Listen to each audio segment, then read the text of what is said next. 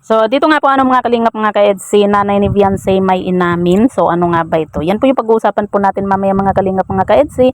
Pero bago po natin ipagpatuloy ang video ito sa mga bago pa lang po sa ating munting channel, huwag po natin kalimutang suportahan ang ama ng kalingap, Kuya Val Santos Matubang at Kalingap Rob. At paunawa panoorin po muna ang full video bago mag-comment para malaman ang nilalaman nito. So, dito nga po mga kalingap mga ka-EDS, alam naman po natin na nitong nakaraan nga po ay grabe po yung pangbabash po nitong ni Federico nga po dito kay Viancy, at umabot na nga po sa kasuhan dahil nga po sa hindi po tumitigil po itong si Federico nga po sa pangbabash po dito kay Viancy, na kahit naman wala naman pong ginagawa na masama itong si Viancy sa kanya, at wala naman pong sinasabi po dahil nga po sa nakita, alam naman po natin na itong si Viancy ay napakabait po na bata.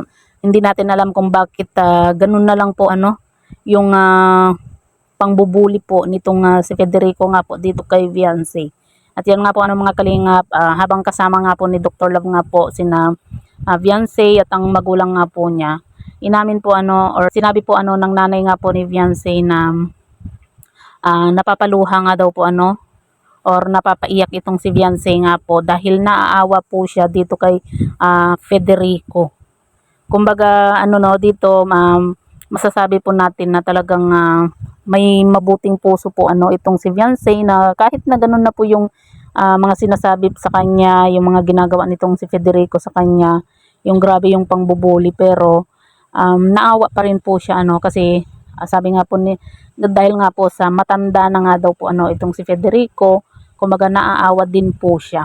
Pero yun nga, syempre hindi naman po yan maiiwasan kasi ginawa po niya yan ni Federico. Kaya panindigan niya yung mga ginagawa po niyang pangbabash, pangbubulid dito kay Viancy nga po. Na kahit na wala naman pong ginawang masama itong si Viancy, ganun na lang po yung tindi po ng pangbubuli o galit nitong si Federico, na kung ano-ano na lang po yung mga pinagsasabi po niyang hindi maganda po dito kay Viancy nga po. Talagang masasabi natin na yung pamilya po ni Viancy ay napakabait po. Kita nyo na lang 'di ba? Naawa pa rin po itong si Viancy nga po kay Tatay Federico, kasi nga po syempre matanda na po siya, 'di ba? Kumbaga maedad na. Kaya dapat sa mga ganyan po mga kalingap, pag-isipan po munang mabuti yung mga gagawin po natin. Kagaya na lang po nitong si Tatay Federico, hindi niya pinag-iisipan na pwede po siyang mademanda sa mga ginagawa po niya.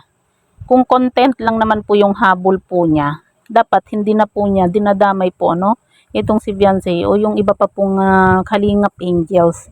'Di ba? Lalo na po at menor de edad pa po itong si Viancy. At saka syempre bilang magulang po ni Viancy, hindi po maiiwasan na magalit din po dito kay Tatay Federico, kasi sobra na rin po yung mga pinaggagawa po niya or pinagsasabi po niya patungkol dito kay Viancy nga po.